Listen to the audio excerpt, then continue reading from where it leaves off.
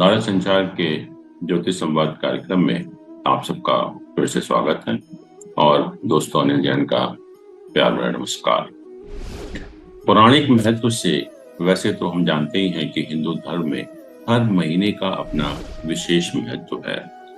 और लेकिन जो श्रावण का महीना है, जो अगले हफ्ते शुरू होने वाला है, उसका भारतीय संस्कृति और धार्मिक त्योहारों के लिए अपना एक विशिष्ट स्थान है। एक तरफ जैसा हम जानते हैं कि जहां सावन के मास के आने के पहले ही वर्षा ऋतु का आगमन हो जाता है, जैसे इस बार हो चुका है, और इस कारण से लोगों को जो तपती गर्मी है उससे बहुत राहत मिलती है। और दूसरी तरफ जो सूखी वीरान पड़ी धरती बारिश के बूंदों के पड़ते ही अपने ऊपर हरियाली की चादर ओढ़ने लगती है, जिससे समूचा जगत मनमोहक और सुकून देने वाला होता है। और चारों तरफ हरियाली को देखने से हमारा मन बहुत प्रफुल्लित हो जाता है। इसीलिए कहते हैं कि ये महीना आत्मा को शांति, स्वास्थ्य और सुख की प्राप्ति के लिए एक अद्वितीय मैं कहता हूँ अवसर प्रदान करता है। और दूसरा, जो हरियाली और वर्षा किसानों के लिए फिर से एक अन्न पैदा करने के लिए एक नई आशा लेकर आती है। और दूसरी तरफ हम देखते हैं कि सावन के महीने के आने से ही हिंदू धर्म के धार्मिक त्योहारों का फिर से आगमन हो जाता है, जिससे हम सभी को व्यापार के नए अवसर भी मिलते हैं। और यही महीना साल भर की अर्थव्यवस्था कैसी रहेगी उसको भी तय करता है, क्योंकि भारत एक कृषि प्रधान देश है और फसल की पैदावार कैसी होगी उसी के ऊपर हमारी अर्थव्यवस्था की पटरी भी जो है अटकी हुई है। और इसीलिए कहते हैं कि ये जो सावन का महीना है, इसका जो महत्व सामाजिक और आर्थिक दृष्टि से और भी अधिक बढ़ जाता है। सावन के महीने में हम जानते हैं भगवान शिव की पूजा का विशेष महत्व होता है। और ये भी एक खास बात है कि इस महीने में 4 सोमवार तो निश्चित ही पड़ते हैं। और ऐसे में जो लोग पूरे महीने भक्ति के लिए अपना समय नहीं दे सकते, तो इस सावन के चारों सोमवार को पूजन अर्चन करके भगवान शिव की कृपा प्रदान करते हैं। और हम जानते हैं कि सावन के हर सोमवार को भगवान शिव के मंदिरों में सुबह से ही जो है बहुत भीड़ लगनी शुरू हो जाती है। और जो सुहागिन महिलाएं हैं अपनी पति की लंबी आयु के लिए व्रत करती हैं, जबकि जो अविवाहित कन्याएं हैं भगवान शिव की कृपा से अच्छे वर के लिए भी कामना करती हैं। और हम जानते भी हैं कि भारत के प्रसिद्ध शिव मंदिरों में लोग गंगा जल लेकर शिव कांवर यात्रा भी इसी महीने के दौरान करते हैं। और सावन में जो भगवान शिव का पूजा का जो विशेष महत्व है, उसके पीछे हमारी जो पौराणिक कथा भी है। ये कथा क्या कहती है कि जब देवता और दानव मिलकर समुद्र मंथन कर रहे थे, तो उसी समय समुद्र मंथन से हलाहल विष निकला था, जिससे सृष्टि की रक्षा के लिए, विष को वातावरण में मिलने से बचाने के लिए भगवान शिव सबसे आगे आए और उन्होंने इस विष को पी लिया था। और इसी विष को अपने कंठ के नीचे धारण कर लिया था, यानी इस विष की नीचे नहीं जाने दिया, जिस कारण से विष के प्रभाव से भगवान शिव का कंठ नीला पड़ गया था और जिस कारण से उनका नाम नीलकंठ भी पड़ा। उसके बाद विष का प्रभाव का ताप शिव जी के ऊपर बढ़ने लगा। और क्योंकि ये घटना सावन के महीने की थी और जिस कारण से शिव जी के ऊपर से विष का प्रभाव कम करने के लिए पूरे महीने घनघोर वर्षा होती रही, जिस कारण से शिव जी के ऊपर से विष का प्रभाव कुछ कम हुआ। लेकिन अत्यधिक वर्षा से सृष्टि को बचाने के लिए भगवान शिव ने अपने मस्तक पर चंद्रमा का धारण किया, जो कि चंद्रमा शीतलता का प्रतीक है। भगवान शिव को इससे शीतलता मिली, जिस कारण से हर वर्ष सावन महीने में भगवान शिव को जल चढ़ाने की भी परंपरा शुरू हुई। और कहते हैं कि इसी से भगवान शिव अपने भक्तों पर जल्दी प्रसन्न भी होते हैं। और जैसा मैंने कहा कि हमारा शुरुआत होने वाली है श्रावण महीने की अगले सप्ताह से।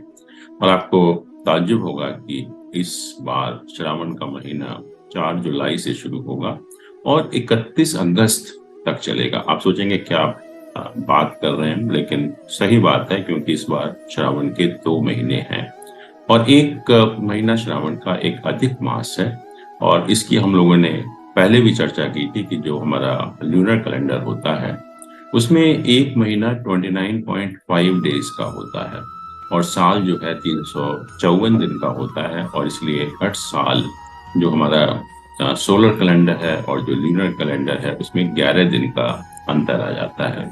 और इसी कारण हमको हर तीसरे साल जो ल्यूनर कैलेंडर है उसमें हमें एक महीना जोड़ना पड़ता है, और वो चीज इस बार ही हो रही है। अर्थात इस बार जो हमारा ल्यूनर ईयर है वो 12 महीने का नहीं है, 13 महीने का है। और उसमें भी जो अधिक मास है जिसको हम मल मास कहते हैं, पुरुषोत्तम मास कहते हैं, वो श्रावण का महीना ही है। तो इस तरह श्रावण के 2 महीने हैं, और इसी कारण श्रावण का जो ड्यूरेशन है वो करीब 59 डेज का है, 4 जुलाई से 31 अगस्त तक है। और जैसा हम जानते हैं, जब भी हम सोमवार की बात कर रहे थे कि 4 सोमवार को शिव जी की पूजा करने का एक विशेष महत्व है, तो इस बार जो 4 सोमवार पड़ेंगे, क्योंकि अधिक मास के जो सोमवार है उनको हम काउंट नहीं करेंगे पूजा के लिए, तो पहला सोमवार पड़ेगा 10 जुलाई को, दूसरा सोमवार पड़ेगा 17 जुलाई को, तीसरा पड़ेगा 21 अगस्त को, और चौथा पड़ेगा 28 अगस्त। तो ये 4 सोमवार हैं जिसमें शिव जी की पूजा का एक विशेष महत्व है। और जैसे मैंने कहा कि श्रावण के महीने से ही हमारे जो भारतीय संस्कृति के त्योहारों का आरंभ हो जाता है, और इसमें जो खास त्योहार पड़ते हैं, सबसे पहले है हरियाली तीज हम जिसको बोलते हैं, और ये श्रावण महीने की शुक्ल पक्ष की तृतीया को मनाई जाती है। और इस वर्ष ये जो हरियाली तीज का त्योहार है वो 19 अगस्त को मनाया जाएगा। और इसमें जो नवविवाहिताएं होती हैं वो अपने घर आती हैं और अपने पति की लंबी उम्र की कामना करने के लिए व्रत रखती हैं, और कुमारी कन्याएं अपने वर की कामना के हेतु व्रत करती हैं। फिर इसके बाद नाग पंचमी का त्योहार आता है जो शुक्ल पक्ष की पंचमी को मनाया जाता है, और इस बार ये त्योहार 21 अगस्त को मनाया जाएगा, जिसमें हम नाग देवता की पूजा करते हैं। और उससे भी जो बहुत महत्वपूर्ण त्योहार है वो रक्षाबंधन है, जो कि पूर्णिमा को मनाया जाता है, जिसको हम राखी का त्योहार कहते हैं या भाई बहन का विशेष त्योहार कहते हैं। वो 30 अगस्त को मनाया जाएगा। और जैसा हमने कहा कि धार्मिक तौर पर, पौराणिक तौर पर ये महीने का बहुत ज्यादा महत्व है।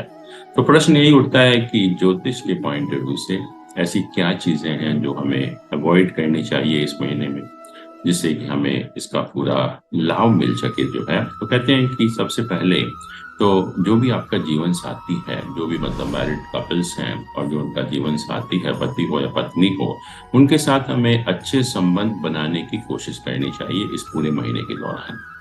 दूसरी चीज ये है कि हमें तामसिक वस्तुओं का सेवन नहीं करना चाहिए, जैसे प्याज है, लहसुन है, या मांस मछली वगैरह है, उनका हमें सेवन नहीं करना चाहिए। और जहाँ तक सब्जियों का सवाल है, कहते हैं कि इस महीने हम जो सब्जी जिनमें पत्तियां होती हैं, पत्तियों वाली सब्जी और खासतौर से बैंगन का भी हम कम से कम इस्तेमाल करते हैं। इसके अलावा कहते हैं कि हम दूध जो है वो शिवलिंग को चढ़ाते हैं, तो इसीलिए भक्तों के लिए भी आग के दूध का सेवन नहीं करना चाहिए। और ये भी कहा कि इसमें हम हमारा जो व्यवहार है वो ऐसा होना चाहिए कि हम किसी को नुकसान ना पहुंचाएं। और ज्योतिष की दृष्टि से भी हम कुछ विशेष मंत्रों का जाप कर सकते हैं इस समय, जिससे हमें उसका पूरा लाभ मिले। और कहते हैं कि एक तो जो मंत्र है शिव जी भगवान का, ओम नमः शिवाय, उसकी माला करनी चाहिए। शिव गायत्री मंत्र है उसको हमें जाप करना चाहिए।